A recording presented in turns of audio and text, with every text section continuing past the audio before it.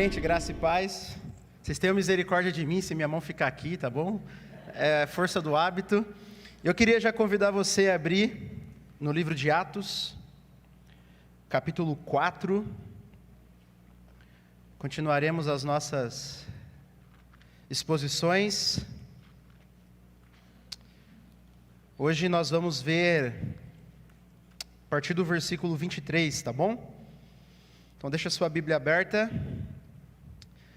No texto da semana passada nós vimos que a primeira crise chegou nas portas da igreja. A primeira de muitas, tá? A primeira de algumas que virão. Nós vimos que Pedro e João estavam indo no templo e eles curaram um paralítico. Isso atraiu a atenção da multidão, eles começaram a pregar o evangelho e o sinédrio, as lideranças judaicas não gostaram muito e os prenderam. Então hoje o nosso texto é a sequência dessa história. E Lucas aqui vai nos mostrar como que a igreja lidou com essa primeira crise, tá bom? Como que a igreja, ela lidou com essa primeira crise. Então vamos fazer a leitura, Atos 4, a partir do versículo 23. Uma vez soltos, Pedro e João procuraram os irmãos e lhes contaram quantas coisas lhe haviam dito os principais sacerdotes e os anciãos. Ouvindo isto, unânimes, levantaram a voz a Deus e disseram: Tu, soberano Senhor, que fizeste o céu, a terra, o mar e tudo que neles há, que disseste por intermédio do Espírito Santo, por boca de Davi, o nosso pai teu servo, por que se enfureceram os gentios e os povos imaginaram coisas vãs? Levantaram-se os reis da terra e as autoridades ajuntaram-se a uma contra o Senhor e contra o seu ungido. Porque verdadeiramente se ajuntaram nessa cidade contra o teu santo servo Jesus, ao qual o Senhor ungiu, Herodes e Pôncio Pilatos, com gentios e gente de Israel, para fazerem tudo o que a tua mão e o teu propósito predeterminaram. Agora, Senhor, olha para as suas ameaças e concede aos teus servos que anunciem com toda intrepidez a tua palavra, enquanto estendes a mão para fazer curas, sinais e prodígios, por intermédio do nome do teu santo servo Jesus. E tendo eles orado, tremeu o lugar onde eles estavam reunidos. Todos ficaram cheios do Espírito Santo e com intrepidez anunciavam a palavra de Deus. Até aqui a leitura da palavra do Senhor. Lá nos Estados Unidos tem uma montanha que é conhecida como Monte Washington. E essa montanha é conhecida porque nela é considerado o clima mais instável do planeta. O clima mais instável de toda a Terra está nessa montanha lá nos Estados Unidos. A rajada de vento mais forte já medida na superfície da Terra, 372 km por hora, foi medida nessa montanha. As temperaturas lá podem chegar a menos 40 graus, mas com esse vento podem marcar menos 75 de sensação térmica. Só que o que é interessante sobre essa montanha é que o clima não é sempre desse jeito. O clima não é sempre com muito vento, com muita neve, com muito frio. Não, de vez em quando ele é ensolarado, de vez em quando ele é ameno, e isso faz com que muitas pessoas queiram escalá-lo, muitas pessoas queiram visitá-lo, muitas pessoas queiram subir até o topo da montanha, aonde tem um lugar para você observar toda aquela região. Só que o problema é que de maneira muito rápida, em questão de poucas horas, o clima pode mudar de ensolarado e quente para uma tempestade de neve extremamente fria. E é por isso que desde quando se começou a computar, mais de 114 pessoas já morreram nessa trilha, porque elas estavam subindo e o dia estava bom, o dia estava bonito, o dia estava ensolarado, mas de repente vinha uma tempestade de neve e elas não aguentavam. A reportagem que eu li diz assim: quase todas as mortes aconteceram porque as pessoas não estavam preparadas para enfrentar o mau tempo. Quase todas as mortes aconteceram porque as pessoas não estavam preparadas para enfrentar o mau tempo.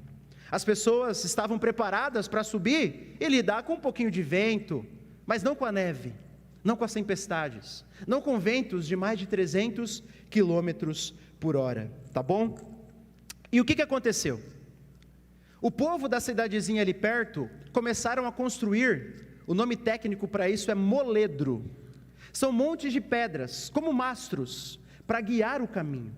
E quando a tempestade vinha e as pessoas se perdiam, elas podiam se guiar naqueles montes de pedras, naqueles mastros erguidos. E então elas poderiam seguir por eles. Mesmo que a trilha estivesse toda apagada, eles poderiam se guiar por esses mastros até encontrarem abrigo em local seguro.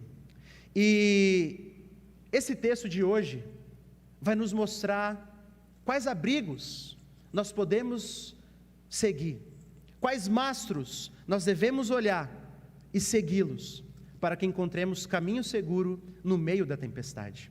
E é por isso que o nosso tema de hoje é o caminho na tempestade, porque parece que é exatamente o que Lucas quer nos mostrar aqui. Como que nós podemos lidar quando a crise chega, quando o vento bate, quando a neve cai sobre a trilha e ela apaga o caminho que devemos seguir. Quais mastros nós devemos olhar para que possamos continuar a trilha da caminhada cristã, tá bom? E Lucas então ele vai nos mostrar 4 mastros, ou 4 atitudes que nós temos que tomar quando as tempestades vêm. É claro que aqui a crise específica é a perseguição, mas quando nós olhamos para toda a Escritura, nós vemos que o desejo do Senhor é que nós tomemos esses mastros em toda e qualquer tribulação das nossas vidas. Então, Lucas vai nos mostrar 4 delas, tá? São elas: primeiro, quando a crise chegar, nós precisamos nos agarrar no povo de Deus, nos agarrar na soberania de Deus, nos agarrar nas palavras de Deus e nos agarrar na glória de Deus. Quando a crise vem, quando o vento sopra, eu preciso seguir esses mastros e abraçá-los e segurá-los com toda a minha força, tá bom? Então vamos ver o primeiro. Em tempos de crise, nós precisamos nos agarrar no povo de Deus. Olha comigo o versículo 23. O texto diz que, uma vez soltos, procuraram os irmãos e lhes contaram tudo o que havia acontecido. A primeira coisa que os apóstolos Pedro e João fizeram ao serem libertos daquela prisão foram procurar a igreja. E parece ser algo meio óbvio, mas eu queria te lembrar que Pedro e João não são de Jerusalém. A família deles não é de Jerusalém. A família deles é da Galileia. Quem poderia dar apoio para eles, humanamente falando, nesse momento? Quem poderia socorrê-los? Quem poderia sustentá-los? A sua família. Se você passasse por essa situação, provavelmente você iria buscar a sua família, os seus pais, seu marido, a sua esposa, os seus filhos, seus tios, seus avós. Então é muito sugestivo o fato de que eles buscam a igreja. Logo eles saíram, logo eles foram soltos, logo eles buscaram a igreja. E isso, meus irmãos, é algo que nós vemos durante toda a história da igreja. A unidade da igreja se manifesta principalmente nos tempos de escuridão.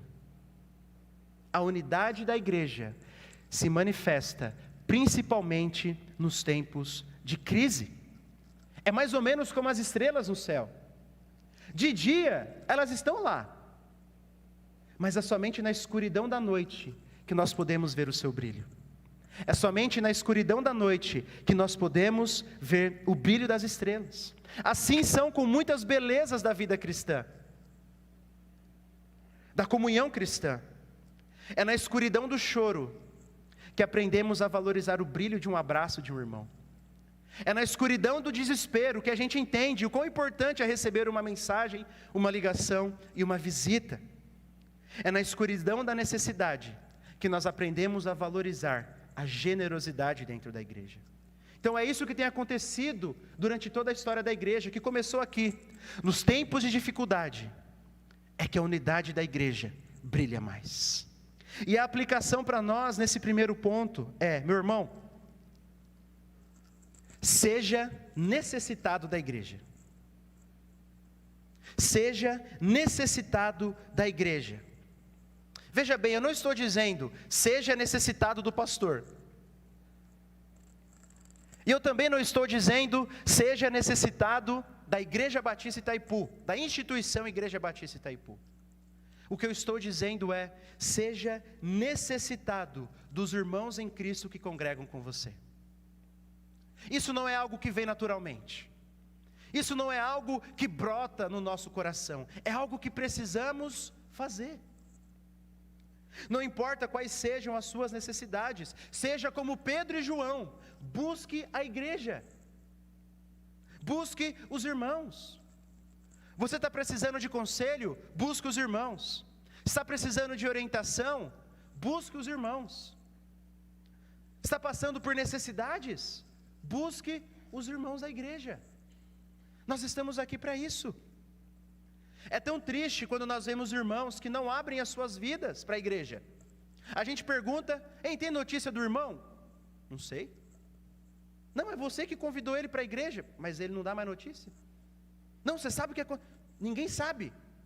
Ninguém sabe se está tudo bom, se está tudo ruim. Ninguém sabe se está indo bem ou se está indo mal. Ninguém sabe, porque não abre a vida. Isso é errado. Isso vai contra os propósitos de Deus para a igreja. Um pastor presbiteriano diz que Deus permite as aflições na vida dos crentes, para que eles vejam quão necessitados eles são dos irmãos em Cristo. Deus permite cada um dos seus sofrimentos, para que você os use e perceba o quão você é necessitado dos irmãos em Cristo. Então, meu irmão, engula o orgulho e busque ajuda da igreja. Busque ajuda para o seu casamento. Busque ajuda para criar os seus filhos. Busque ajuda para a sua ansiedade. Não vai só nos profissionais. Busque ajuda da igreja.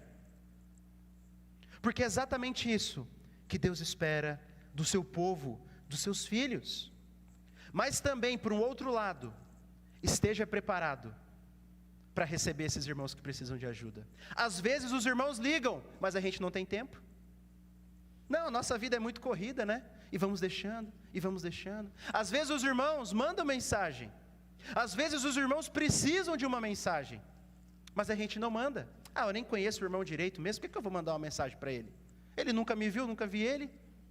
E não mandamos, não ligamos. Não, ele vai achar que meio estranho, né?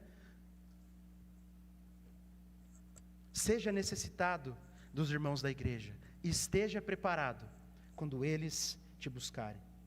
Esse é um dos mastros que Deus deixou. No meio da tempestade, se agarre nos irmãos da igreja.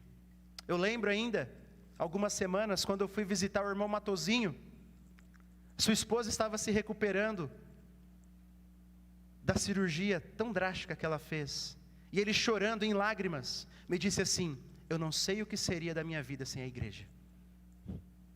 Eu não sei o que seria de mim sem os irmãos estarem me procurando, estarem orando por mim, estarem me ajudando, estarem me sustentando. Eu não sei o que seria de mim. Esse é o desejo de Deus para a igreja. Que estejamos juntos e que nos agarremos nesse mastro, olhemos para ele e vamos atrás dele nos tempos de tempestade. Essa então é a primeira atitude que nós devemos tomar nos tempos de necessidade, de tempestade, no caminho da tempestade. Mas há um segundo que esse texto nos mostra, e que a igreja aqui fez quando a crise bateu em sua porta. E o segundo mastro, a segunda atitude que precisamos ter é nos agarrar na soberania de Deus. Tá bom? Nos agarrar na soberania de Deus. E esse texto, ele vai nos explicar o que nós queremos dizer com soberania de Deus. Às vezes nós usamos essa palavra, mas não entendemos direito o que ela significa. Tá bom? E esse texto vai nos mostrar que quando nós chamamos Deus de soberano, isso implica em duas coisas. Primeiro, olha comigo no versículo 24. Diz que ouvindo isto, a igreja, os irmãos, unânimes, levantaram a voz a Deus e disseram: Tu, soberano Senhor, que fizeste o céu, a terra, o mar e tudo o que neles há. Esse texto, então, está nos mostrando que a primeira coisa que nós queremos dizer, quando afirmamos que Deus é soberano, é que Ele tem autoridade e poder sobre todas as coisas, porque Ele é o Criador delas. A palavra soberano, aqui no grego, é déspota, tem até em português, e déspota é aquela pessoa que tem autoridade suprema, que ninguém questiona a sua autoridade, ninguém nem pode. Só que o problema é que essa palavra, ela nunca deveria ser usada para um ser humano. Só Deus é aquele que tem autoridade suprema, e é por isso que eles utilizam essa palavra para Deus. É uma maneira deles relembrarem a mente deles, dizendo assim: a autoridade maior sobre nós não é o sinédrio, a autoridade maior sobre nós não é César, nem Herodes, nem Pôncio Pilatos. A autoridade maior do universo é o Deus a quem invocamos. É por isso então que eles começam a se lembrar que Deus é soberano, porque eles estão se dirigindo ao Deus que tem autoridade sobre tudo. Mas há um segundo aspecto da soberania de Deus que esse texto nos mostra. Está lá no versículo 27, olha comigo. Porque verdadeiramente se ajuntaram nessa cidade contra o teu santo servo Jesus, ao qual ungiste. Quem se levantou? Herodes e Pôncio Pilatos, com gentios e gente de Israel, para fazerem tudo o que a tua mão e o teu propósito predeterminaram. Então, quando nós dizemos que Deus é soberano, nós estamos afirmando que Ele é a autoridade suprema sobre o universo, porque Ele é o Criador e o sustentador de todas as coisas. Mas também, nós estamos afirmando que Ele é soberano, porque Ele controla todas as coisas. Os discípulos aqui estavam se lembrando que se Deus fora soberano, inclusive sobre o pior ato da história aos olhos dos homens, o ato mais atroz da história aos olhos dos homens, se Deus fora soberano, inclusive sobre esse ato, a crucificação de Jesus, Ele também era soberano sobre a vida deles. Eles sabiam que nada fugia do controle de Deus. Assim como nós vimos Pedro dizendo sobre Judas, já estava nos propósitos de Deus. Sobre a crucificação de Jesus, já estava nos propósitos de Deus. E agora, mais uma vez ele relembra o que Herodes e Pôncio Pilatos e as pessoas fizeram, tudo estava nos propósitos de Deus.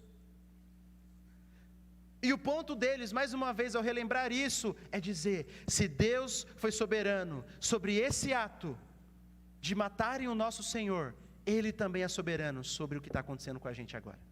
Ele também é. E sabe por que eles tinham que se lembrar disso, meus irmãos? Quem prendeu Pedro e João foi o Sinédrio, certo? Quem entregou Jesus para ser morto pelos romanos foi quem? O mesmo Sinédrio. O mesmo Sinédrio que prenderam o Senhor deles e entregou para os romanos. Fizeram, a gente viu nas exposições de Marcos, fizeram um julgamento escondido de madrugada na casa do sumo sacerdote, o Sinédrio.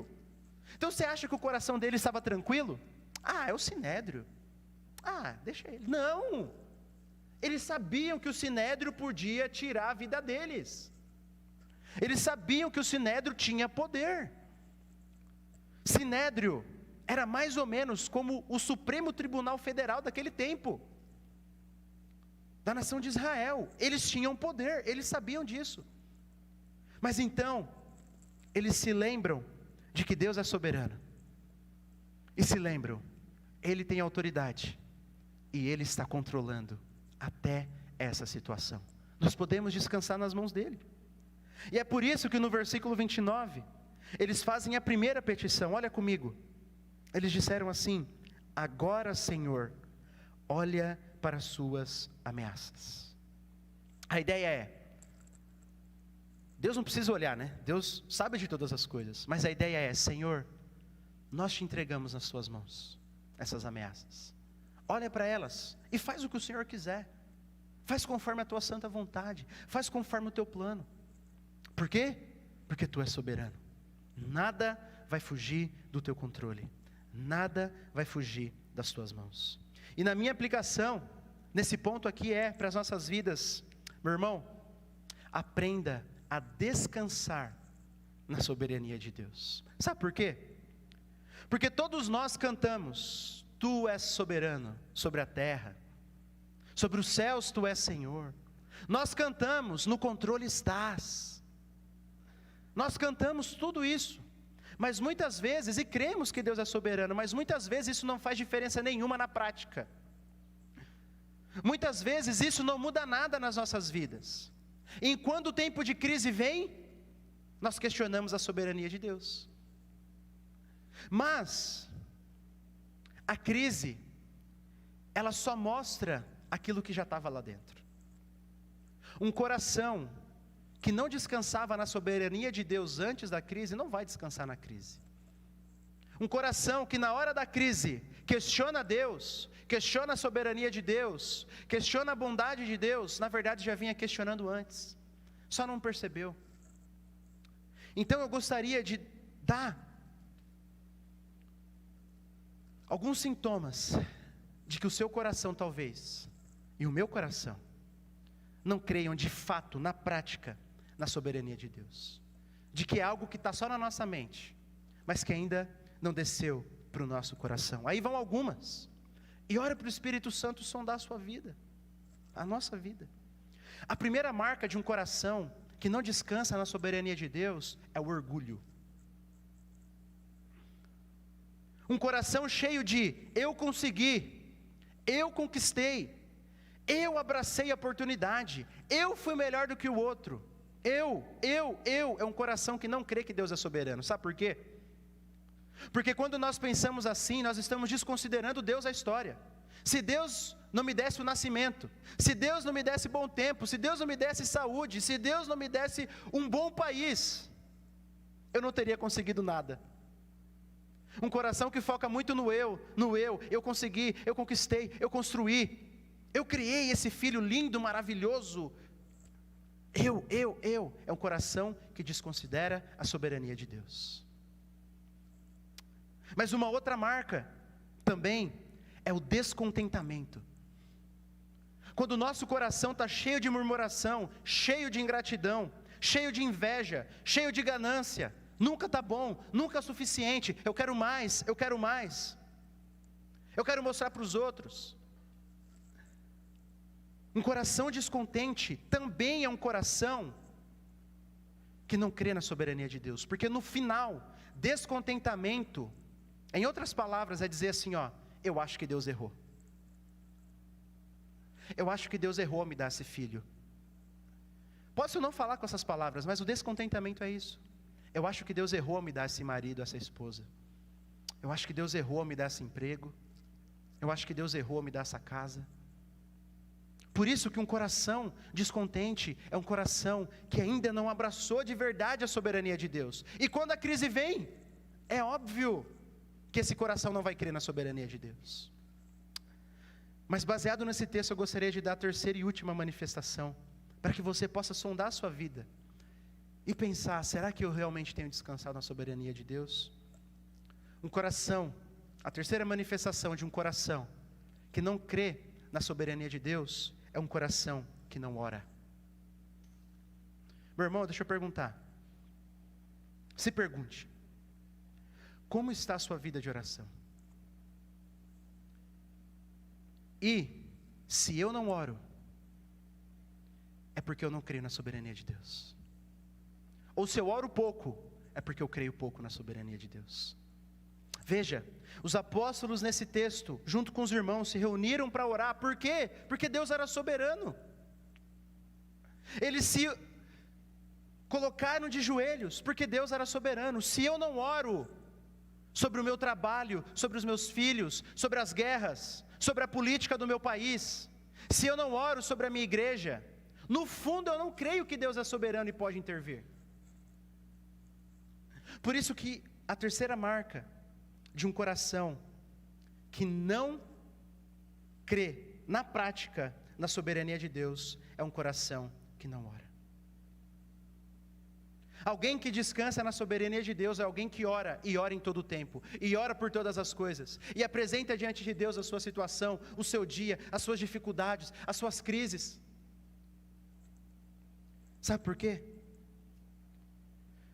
Porque um coração que crê que Deus é soberano sabe que Ele pode intervir. Sabe que Ele pode fazer qualquer coisa. Mas ainda que Ele não intervenha na situação, um coração que crê que Deus é soberano sabe que Ele intervém no nosso coração. Ele pode não acalmar a tempestade, mas Ele vai acalmar nossa alma. Quando questionado sobre o porquê ele orava pela sua esposa que estava morrendo de câncer, C.S. Lewis respondeu assim: eu não oro porque Deus precisa da minha oração. Sou eu quem preciso dela. A oração me aproxima de Deus, revela minha dependência, minha fome e sede por sua vontade, seu reino e sua pessoa.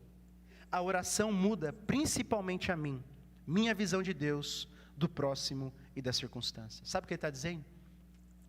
Eu oro para Deus porque eu preciso dessa oração. Eu preciso da oração. Deus pode não intervir no mar, Deus pode não intervir no câncer da minha esposa, mas Ele com certeza vai intervir no meu coração. É por isso que um coração que ora é um coração que crê na soberania de Deus. Mas Lucas continua. Ele já apresentou o primeiro mastro. Quando a tempestade vem, é nele que eu tenho que me refugiar. A igreja, o povo de Deus. Mas ele continua e ele apresentou que o segundo mastro é a soberania de Deus. É lembrar que Deus é soberano sobre a minha vida, sobre tudo o que está acontecendo, que Ele tem autoridade para mudar todas as coisas e que tudo acontece de acordo com o seu plano. Mas agora Lucas vai apresentar o terceiro e penúltimo mastro. Ele vai dizer que nós devemos nos agarrar na palavra de Deus. E eu quero chamar a tua atenção para o versículo 25 e 26. Olha só. Tu, soberano Senhor, que disseste por intermédio do Espírito Santo, por boca de Davi, nosso pai, teu servo, porque se enfureceram os gentios e os povos imaginaram coisas vãs? Levantaram-se os reis da terra, e as autoridades ajuntaram-se a uma, contra o Senhor e contra o seu ungido. Veja, agora na oração, em oração, eles relembram das palavras de Deus. E eles estão aqui citando o Salmo de número 2. Citando o Salmo 2. Em que Davi, que o escreveu, está dizendo que os povos estão se amotinando contra ele, contra Davi. Mas agora, e a igreja desde o início entendeu esse salmo, não primariamente a respeito de Davi, mas a respeito do filho de Davi, Jesus. E a igreja então, em oração, relembra dessas palavras, relembra desse ato, relembra desse salmo, como se para que eles pudessem dizer assim: olha, não é nenhuma novidade, não é nenhuma novidade. Eles olharam para a palavra de Deus e interpretaram a situação pela qual eles estavam passando pela palavra de Deus. E a situação pela qual eles estavam passando era essa: as pessoas estavam se levantando, os poderosos estavam se levantando contra a igreja de Cristo, e se levantar contra a igreja de Cristo é se levantar contra o próprio Cristo. Então eles olham e interpretam a situação deles por meio da palavra de Deus, e eles se agarram então nessa palavra, eles se agarram nisso, porque esse salmo, meus irmãos, eles não precisavam somente desse salmo para relembrar que eles teriam tribulações. Jesus já disse isso. Mas sabe por que eles utilizaram esse salmo? Porque no final do Salmo 2, o Messias, o rei, sai vitorioso. Então era como para que eles pudessem interpretar aquilo, mas era esperança para o próprio coração deles. O nosso Messias está sendo difamado, atacado pelos reis e poderosos dessa terra, mas eles não prevalecerão. Essa atitude deles, então, é muito sugestiva para nós. Nós precisamos interpretar a nossa realidade, da minha vida. Não estou falando só da questão geral da igreja ou do povo brasileiro, mas a minha vida, a sua vida, pela luz da palavra de Deus, porque cada um de nós está passando por um período específico. E devemos aprender então a interpretar isso, essa nossa situação, a olhar o que a Bíblia diz sobre isso, a relembrar as palavras do nosso Senhor. Mas a minha aplicação nesse terceiro ponto meu irmão, tenha o cuidado de não se agarrar em promessas falsas. Se o terceiro mastro é nos agarrar nas palavras de Deus, tenha cuidado para não se agarrar naquilo que Deus não prometeu. Eu explico. Eu estava vendo um testemunho de um cantor cristão que eu gosto muito, lá dos Estados Unidos. E ele, acho que no começo da pandemia, perdeu um filho de 11 anos. E ele estava dando um testemunho de como lidar com essa situação. E um dos conselhos que ele deu foi esse aqui: não se agarre naquilo que Deus não prometeu. E ele dizia assim: Deus nunca prometeu que eu não passaria por um luto. Nunca prometeu. Mas Deus prometeu que andaria comigo por meio do luto. Esse é o ponto. Sabe por que isso é importante? Porque é muito fácil nós nos agarrarmos em coisas que Deus não prometeu. E eu não estou dizendo aqui de outros arraiais, em que as pessoas dizem que Deus prometeu a cura para toda doença, que Deus prometeu a prosperidade. A gente não crê nisso. Todos nós, espero. Mas não é esse o ponto. O ponto é que nós nos agarramos em promessas falsas, eu e você, no nosso coração. Muitas vezes sem nem ao menos perceber. Por exemplo, quantos de nós que temos filhos menores achamos que por eles serem nossos filhos e serem ensinados na igreja, eles vão ser crentes? Fala, a gente muitas vezes crê nisso. Quantos jovens solteiros acham e têm certeza que eles vão casar, que Deus tem a prometida ou o prometido? Quantos irmãos acham que por serem crentes, nunca vão passar por uma dificuldade na vida? Se abrirem um negócio, Deus vai abençoar. Se começarem uma faculdade, vai terminar. Veja, Deus nunca prometeu que os filhos de crentes seriam crentes. Deus nunca prometeu que todos os seus filhos casariam, nunca. Deus nunca prometeu que não passaríamos por desemprego ou necessidade, mas nós nos agarramos nisso. Nós achamos que não vai bater na nossa porta. Nós achamos que o luto não vai vir. Nós achamos que o câncer não vai vir. Veja como o nosso coração se agarra em coisas falsas. No dia a dia, por que eu pego o celular enquanto eu dirijo? É algo do nosso próprio coração, porque no fundo eu acho que eu nunca vou atropelar ninguém. Não acontece comigo, não vai acontecer. Porque o nosso coração naturalmente se agarra naquilo que é falso. E nós fazemos isso com Deus.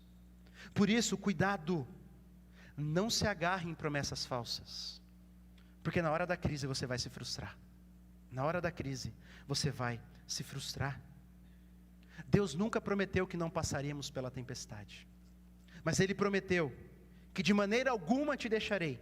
Nunca jamais te abandonarei. Isso Ele prometeu, e nisso eu me agarro, e isso me dá força, e isso me sustenta. Por isso, meu irmão, se agarre nas promessas das Escrituras, mas as promessas verdadeiras. Sonde o seu coração e veja se você não está se agarrando em palavras, promessas falsas. Peça perdão a Deus, e continue firme, Deus cumpre aquilo que Ele prometeu, e tão somente isso, tá bom? Esse então foi o terceiro mastro que Lucas apresenta para nós. É o terceiro mastro que nós devemos olhar no meio da tempestade e segui-lo e buscar refúgio sobre ele. Mas agora vem o último. Em tempos de crise, nós precisamos nos agarrar na glória de Deus. Eu explico. Olha comigo o versículo 29. Eles fazem a primeira petição. No versículo 29, eles dizem: agora, Senhor, olha para as suas ameaças. Nós vimos isso, eles estão entregando para Deus as circunstâncias dele. Mas agora, olha o texto que baseia esse nosso quarto ponto. E concede aos teus servos que anunciem com toda intrepidez a tua palavra, enquanto estendes a mão para fazer curas, sinais e prodígios, por intermédio do nome do teu santo servo Jesus. Os discípulos fizeram duas petições. A primeira, pediram para Deus considerar, para Deus olhar, para Deus fazer a vontade dele, em outras palavras. Mas a segunda petição deles, não foi por proteção, não foi por vingança, não foi para cair fogo do céu.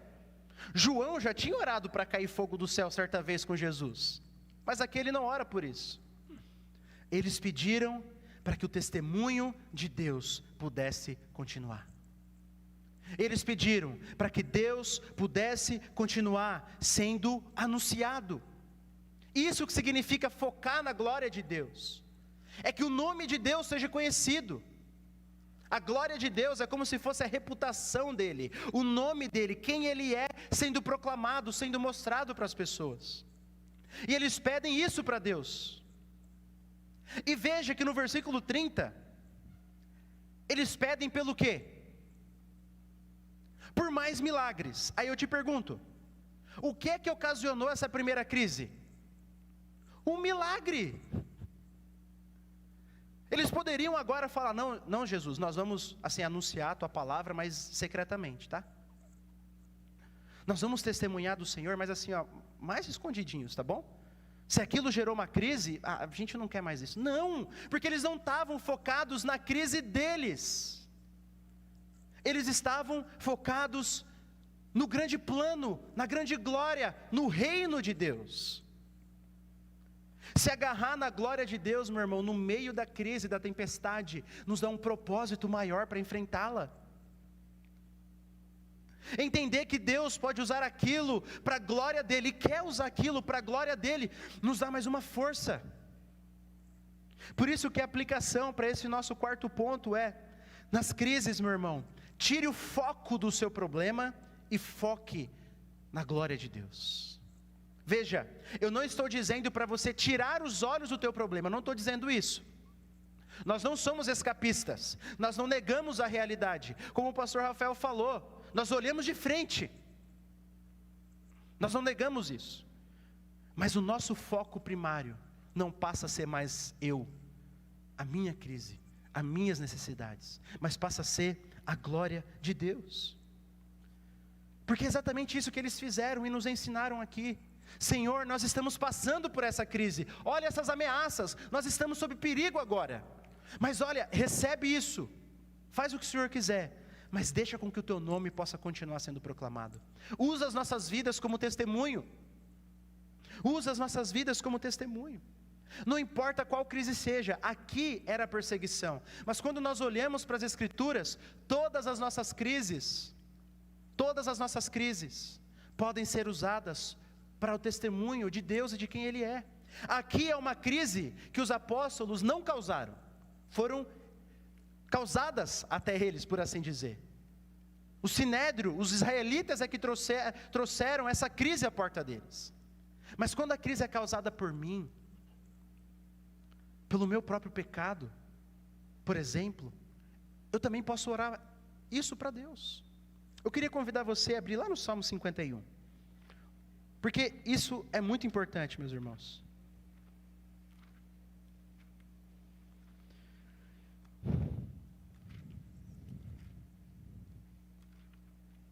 Deixa o dedo aí em Atos e volta comigo lá no Salmo 51.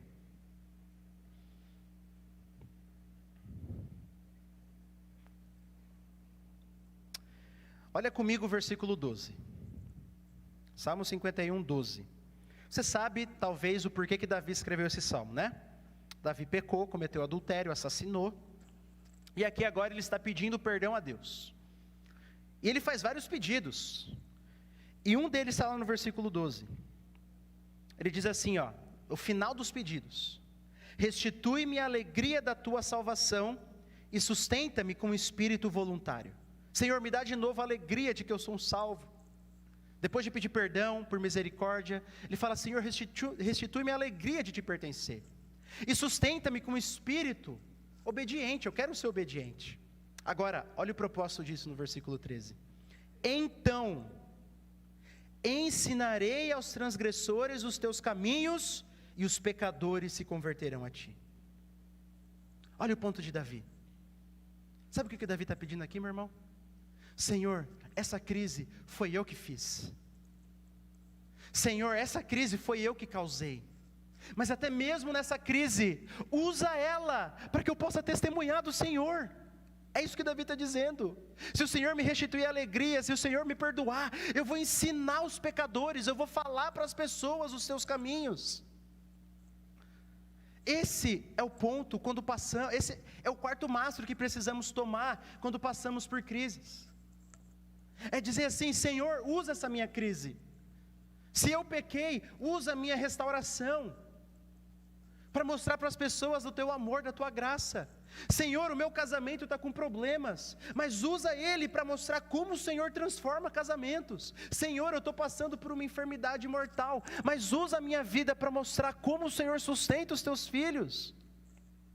Quando nós fazemos esse tipo de oração no meio da crise, meu irmão, Deus abençoa, porque Ele deseja que toda crise que passemos sirva de testemunho para as pessoas.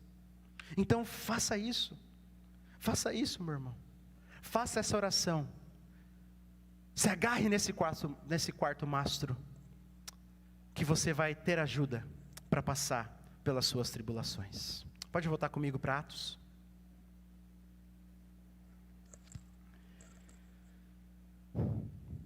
Esses então foram os 4 mastros, o caminho para tomarmos no meio da tempestade, que Lucas nos mostra aqui.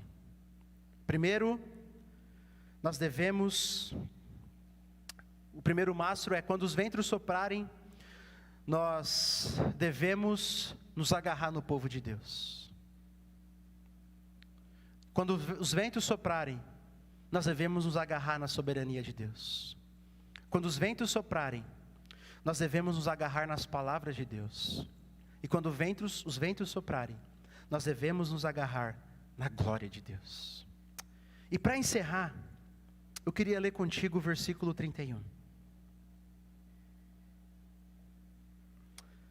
Diz que, tendo eles orado, tremeu o lugar onde estavam reunidos.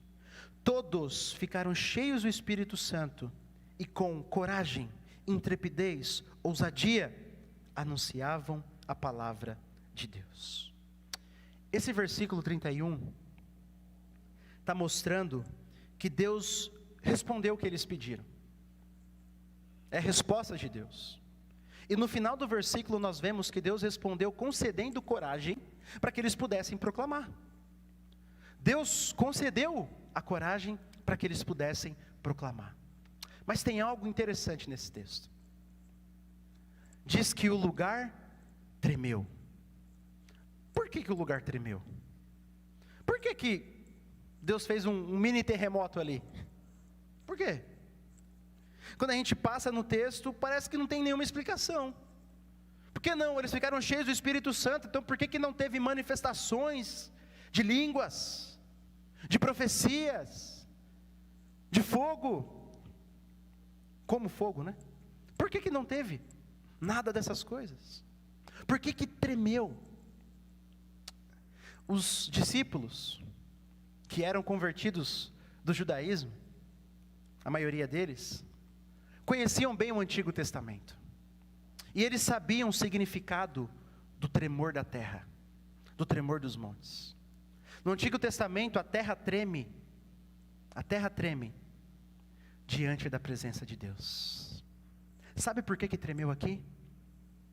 Porque Deus estava dizendo para eles assim, ó: eu estou no meio de vocês.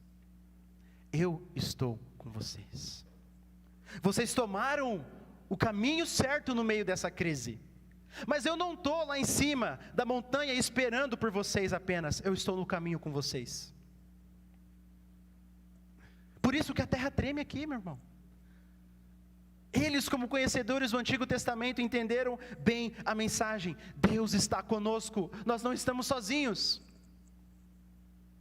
E convenhamos, é muito diferente nós orarmos para um Deus soberano, mas um Deus que está só lá.